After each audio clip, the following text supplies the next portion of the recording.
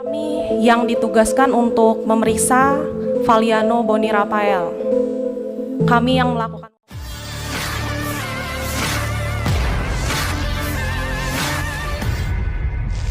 Baru-baru ini nama Ibda Feren Azahra Putri mencuri perhatian setelah menyebut Valiano Boni Rafael mengalami NPD atau gangguan kepribadian narsistik. NPD adalah kondisi mental di mana seseorang memiliki perasaan yang berpusat pada kepentingan dirinya sendiri. Valiano sendiri merupakan siswa Bintara SPN Polda Jabar yang dikeluarkan pada 3 Desember 2024. Padahal H-6 ia akan dilantik menjadi seorang anggota Polri. Orang tua Valiano melaporkan peristiwa tersebut kepada Komisi 3 DPR RI. Ibda Feren disorot karena mengeluarkan laporan gangguan kejiwaan terhadap siswa Bintara SPN tersebut. Ibda Feren menduduki posisi jabatan di Satuan Tugas Pak Psikologi SDM Polda Jabar. Ia tercatat sudah mengemban jabatan tersebut sejak Juli 2023. Polwan asal Cimahi ini merupakan lulusan psikologi. Semasa kuliah, Feren menempuh studi di Universitas Jenderal Ahmad Yani. Ia masuk pada tahun 2018